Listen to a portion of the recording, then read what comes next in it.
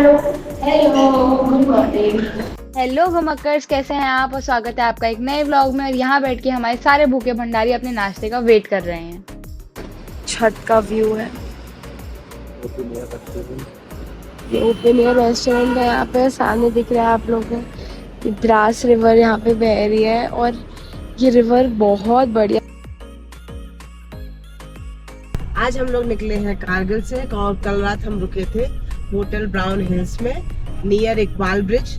और वो होटल काफी अच्छा था, उसका फूडिंग सब कुछ काफी अच्छा था, फैसिलिटीज भी काफी अच्छी थी। हम कारगिल से लम्यारू होते हुए ले जा रहे हैं। लम्यारू 106 किलोमीटर दूर है एंड ले 225 किलोमीटर दूर। लद्दाख में जैसे हम सभी को पता है ऑक्सीजन की कितनी कमी है, तो आप देख सकते होंगे सामने पहाड़ों पे बिल्कुल पेड़ नहीं है, घास नहीं है, कुछ नहीं है। एंड जो थोड़े बहुत बचे कुचे पेड़ हैं जो ग्राउंड लेवल पे है, उन्हीं की वजह से यहाँ का ऑक्सीजन लेवल मेंटेन्ड है।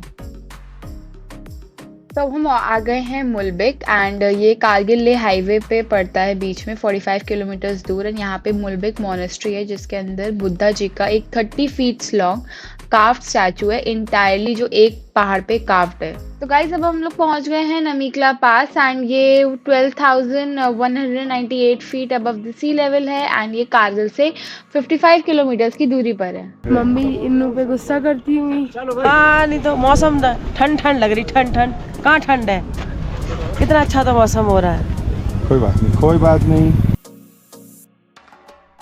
लद्दाख के पहाड़ों को देखकर तो लगता है जैसे किसी मूर्तिकार ने बैठ के इनको तराशा है। और कहीं पर पहाड़ बिल्कुल स्मूथ है, कहीं पर बिल्कुल ही उबड़ खाबड़ है। मतलब हर थोड़ी थोड़ी डिस्टेंस पे पहाड़ों का रंग, शेप, डिजाइन सब चेंज हो जाता है। थोड़ी थोड़ा वाइट वाइट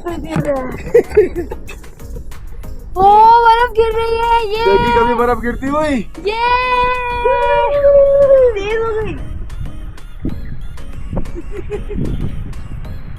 तो मूवी से हटके पहली बार इन रियल लाइफ हमें स्नोफॉल देखने को मिली एंड बहुत सुंदर एक्सपीरियंस था। अब आगे देखते हैं कि हमें और कहीं पे स्नोफॉल मिलती है कि नहीं मिलती है। तो नीचे अब जो आपको विलेज दिख रहा है ये लम्यारू है। थोड़ी देर में हम लम्यारू मोनेस्ट्री पहुंच जाएंगे एंड कारगिल से लेके बीच में Lamayuru one of the most important destination है। लम्यारू अपनी मोनेस्ट्री एंड अपने टेरेन के लिए बहुत फेमस है बिकॉज यहाँ का टेरेन मूनलैंड एरिया के अंदर आता है। तो लम्यारू हम आ गए हैं और ये कारगिल और लेह के बीच में पड़ता है। और यहाँ पे मोनेस्ट्री बनी हुई है और एक काफी सुंदर बसा हुआ शहर है।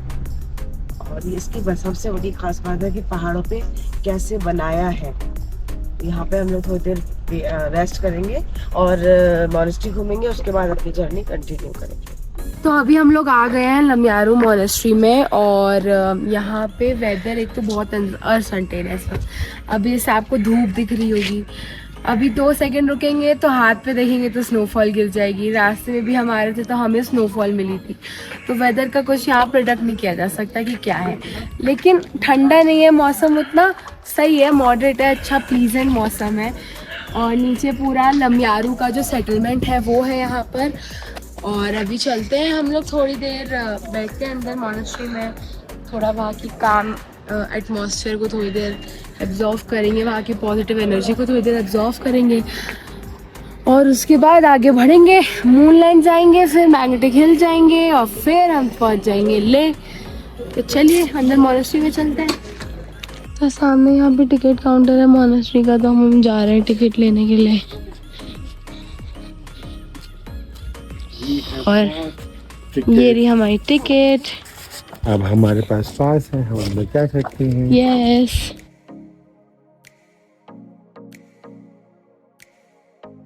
तो गाइज अब हम लोग आ गए हैं मोनेस्ट्री के अंदर एंड यहाँ पे जो अंदर एरिया है वहाँ पे कैमरा ले जाना अलाउड नहीं है। तो आप बाहर से देख सकते हैं इतनी ज़्यादा सुंदर लग रही हैं ये सारी की सारी पेंटिंग्स, इतने वाइब्रेंट कलर्स से बनी हुई हैं। एंड यहाँ पे इन पेंटिंग्स को हाईलाइट करने के लिए गोल्डन कलर का भी बहुत यूज होता है। लम्यारू में गुरुकुल है जिसमें छोटे छोटे बच्चों को शिक्षा दी जाती है। छोटे बच्चों को यहाँ पे पढ़ाया जाता है, उनके लिए हॉस्टल्स और रूम्स वगैरह भी बने हुए हैं, उसकी भी सुविधाएं हैं। और ये देखिए, ये सब सारी ये जो सब ऊपर आप देख रहे हैं बिल्डिंग, ये सब इसी मोनेस्ट्री का पार्ट है। तो ये यहाँ की बहुत पुरानी मोनेस्ट्री है।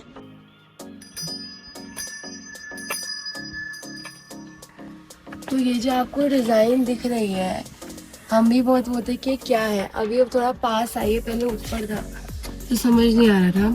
बेसिकली उन्होंने क्या किया है, लकड़ियों की अलग अलग साइज़ की लकड़ियों की स्टिक्स को लेके उनके एंडिंग पे ऐसी फ्लावर को डिपिक्ट करती हुई कार्विंग बनाई है और अलग अलग साइज़ की वो है। तो ये बहुत अलग लग रहा है। अलग अलग साइज़ की लकड़ियाँ हैं जिसमें उन्होंने उसकी एंडिंग पे फ्लावर को कार्व किया है और ये पूरे में इससे, और इसमें पूरे में इससे डिजाइन बनाई है। हाँ। तो उससे ना देखिए यहाँ भी डिजाइन है और उधर भी देखिए, हर जगह जो आपको रेड रेड दिख रहा है वो यही चीज। हाँ, यही चीज है।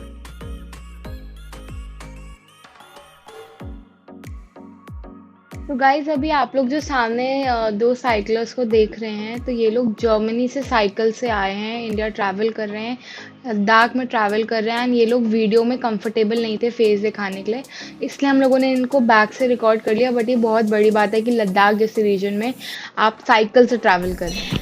ये लोग जर्मनी से साइकिल से ट्रैवल कर रहे हैं एंड ये लोग धीमे धीमे स्टॉप ले लेके ट्रैवल करते हैं। So it's a big thing कि लद्दाख में, वो भी इतना दूर से ये लोग साइकिल चला के आ रहे हैं, क्योंकि हाई एल्टीट्यूड पे हम लोग जैसे नॉर्मली हम लोग चलते हैं करते हैं तो हम लोग को दिक्कत होती है।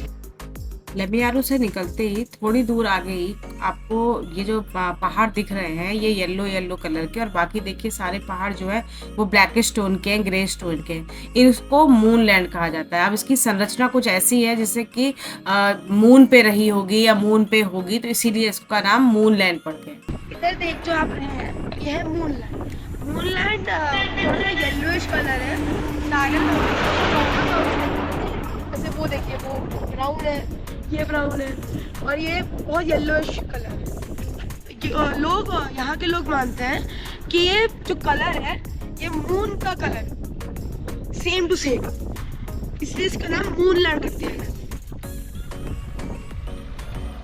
उसकी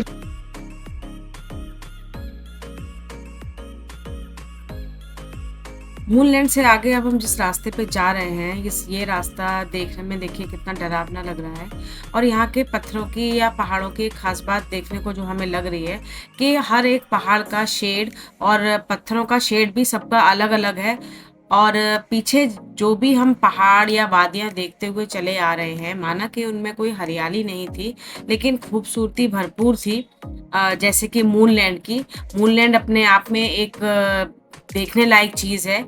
और यहाँ पे देखने पे ऐसा लग रहा है कि कितना डरावना, स्केरी फील हो रहा है। और रात में अगर कोई इस रास्ते पे गुजरे, जो इस रास्ते पे रेगुलर नहीं जाता है, तो उसको तो वास्तव में ही डर लगने लगेगा।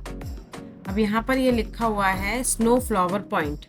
तो ये स्नो फ्लावर पॉइंट बेसिकली इस विंटर्स में यहाँ पे इस तरह का एक स्नो का झरना जो है वो बनता है और ये जम जाता है, तो वो देखने में एक फ्लावर टाइप में या जैसे भी वो लगता है, तो उसका इस पॉइंट का नाम रख दिया गया है स्नो फ्लावर पॉइंट। यहाँ से लेह मात्र 106 किलोमीटर रह गया है और अभी हमें रास्ते में मैग्नेटिक हिल, पत्थर साहिब गुरुद्वारा और काफ़ी सारी खूबसूरती देखने को मिलेगी, जो कि श्रीनगर से लेह के रास्ते में हमको दिखाई देती है। श्रीनगर से लेह का रास्ता इतना खूबसूरत है कि काफ़ी सारे लोगों का ये एक ड्रीम डेस्टिनेशन होती है या रोड ट्रिप ही प्लान करते हैं कि इसकी खूबसूरती का मज़ा लेने के लिए।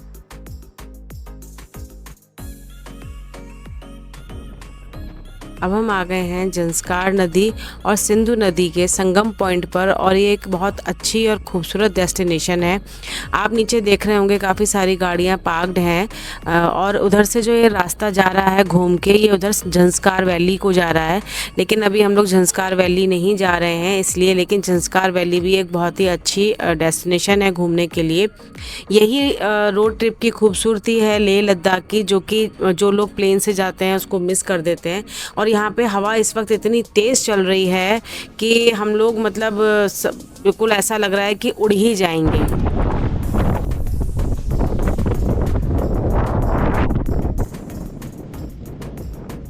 आ गए हैं मैग्नेटिक हिल और 11,123 की ऊंचाई पे, और यहाँ पे चिपक यहाँ कहा जाता है कि वहाँ पे अभी हम जाएंगे। तो वहाँ बीच में, रोड के बीच में ब्लॉक्स, अभी तो हमने यहाँ बोर्ड की वजह से गाड़ी रोकी है, बीच में एक ब्लॉक बना हुआ है, वहाँ पे आप अपनी गाड़ी पार्क कर दीजिए।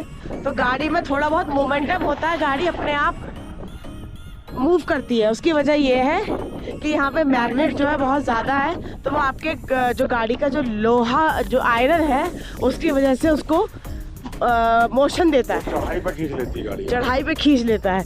तो इस मैग्नेटिक हिल पे मैग्नेट है, कहते हैं मैग्नेट है, तो जो आपके व्हीकल्स को खींच लेता है। तो अब आगे चलते हैं। और ये देखिए सब लोग रुके हुए हैं यहाँ पे। जब हम लास्ट टाइम आए थे 10 साल पहले, 10 ईयर्स पहले, तो हम लोग अपनी गाड़ी को उस वहाँ स्टॉप तक, वहाँ तक चढ़ा के ले गए थे। तो वो गाड़ी जो है अपने आप चली गई थी। पहाड़ पर चढ़ने में आसानी थी और पहाड़ से उतरने में मुश्किल थी। हाँ, लेकिन अब इन लोगों ने अपना स्पोर्टिंग, इसमें यहाँ पे स्पोर्ट्स बना दिया है, उस चीज को ब्लॉक कर दिया है, तो अब कोई गाड़ी रोड के नीचे नहीं जा सकती है। ये देखिए, इतनी ऊंचाई पर भी इतनी स्ट्रेट रोड दिख रही है। अब हम आ गए हैं पत्थर साहिब गुरुद्वारा। ये कि गुरु नानक जी जब तिब्बत और भूटान की यात्रा से उधर से लौट रहे थे, तो उन्होंने यहाँ पे आके थोड़ी देर के लिए विश्राम किया। यहाँ पे एक राक्षस जो है, उसने अपना आतंक फैलाया हुआ था। तो यहाँ के जो निवासी थे, उन्होंने उनसे प्रार्थना करी और कहा कि गुरुजी आप यहाँ पे रुक जाइए। तो वो यहीं पे रुक गए और अपनी तपस्या करने लगे। उस राक्षस को ये चीज़ अच्छी नहीं लगी और वो उनको रोज परेशान करना शुरू किया और रोज उनको परेशान करने के नए नए तरीके ढूंढने लगा। एक दिन उसने एक बहुत बड़ा सा पत्थर उठाया और गुरु नानक जी के ऊपर फेंक दिया।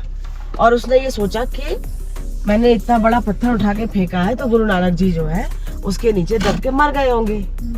लेकिन जब वो नीचे चेक करने के लिए आया, तो उसने देखा कि वो पत्थर बिल्कुल मोम की तरह पिघल गया था और गुरु नानक जी की पीठ की पूरी शेप जो है उस पत्थर पे छप गई थी। और गुरु नानक जी को कुछ नहीं हुआ था, वो वैसे के वैसे बैठे हुए थे, अपनी तपस्या कर रहे थे। उसने ये चेक करने के लिए कि क्या हुआ, अपना पैर भी उस पत्थर में लगाया, तो उसका पैर भी उस पत्थर में धंस गया। तो उसको उनकी महिमा का ज्ञान हुआ, समझ में आया और वो उनकी शरण में चला गया और सुधर गया। और फिर उनका प्रचार प्रसार करने लगा। तब से यहाँ पे पत्थर साहिब गुरु नानक जी की पूजा करी जाती है।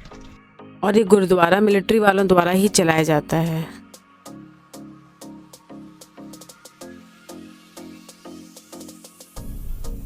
फाइनली अब हम लोग लेह पहुंच चुके हैं और ये जो पूरा एरिया है ये मिलिट्री वालों का है। यहीं पर बना हुआ है हॉल ऑफ फेम। तो अब हम लोग जाएंगे हॉल ऑफ फेम घूमने के लिए। अंदर फोटोग्राफी बिल्कुल अलाउड नहीं थी, कैमरा अलाउड नहीं था।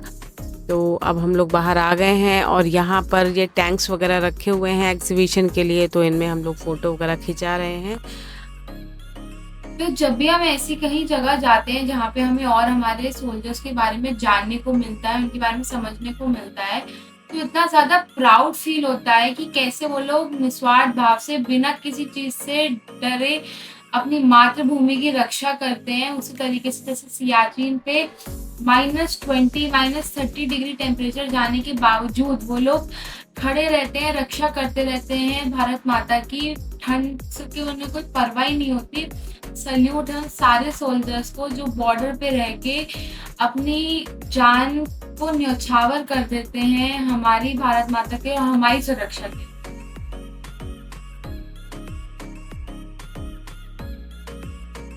और अब हम आ गए हैं लेह के मेन एंट्रेंस पे और इसके बाद अब हम लोग यहाँ से जाएंगे मॉडल विलेज साहो में, जो कि लेह का एक एक्सटेंशन समझ लीजिए। यहाँ से 5 किलोमीटर की दूरी पर है। वहाँ पे हमारा एक होम स्टे बुकड है जो कि हमने अगोडा से बुक कराया है। तो अपने होम स्टे चलते हैं और फिर वहाँ जाके रेस्ट करेंगे क्योंकि दिन भर थक गए हैं, काफ़ी लंबा सफ़र था। तो ये सावो विलेज है जो लेह से 5 किलोमीटर दूर है। तो ये हमसे थोड़ी मिस्टेक हो गई, हमको लेह में ही होटल बुक करना चाहिए था।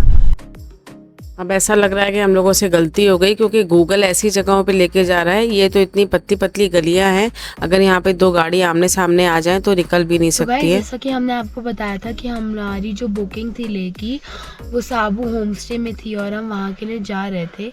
तो हमने ये होटल जो है अगोडा के थ्रू बुक किया था और उनके थ्रू जो हमारे पास कंफर्मेशन आया था उसमें हमें सिर्फ उसका एड्रेस दिया गया था, फ़ोन नंबर नहीं मिला था। हम जब अब उस एड्रेस पे गए तो वो एड्रेस बेसिकली रॉन्ग है और वहाँ पे वो है ही नहीं होम स्टे। और अब ये हमारे लिए बहुत प्रॉब्लम हो गई है, क्योंकि अब हम कैसे उसको फाइंड आउट करें। तो अब हम एक लोकल शॉप पे आए हैं, उनसे पूछ रहे हैं कि अगर वो हमारी कुछ हेल्प कर सकें। और उसी के बगल में पुलिस स्टेशन भी है, तो अगर हमें यहाँ से कुछ हेल्प नहीं मिलेगी तो हम फिर पुलिस स्टेशन में कांटेक्ट करेंगे, वरना फिर हमें देखना पड़ेगा कि हम कहाँ पे आज रुकेंगे और हमें कोई और बुकिंग ढूंढनी पड़ेगी।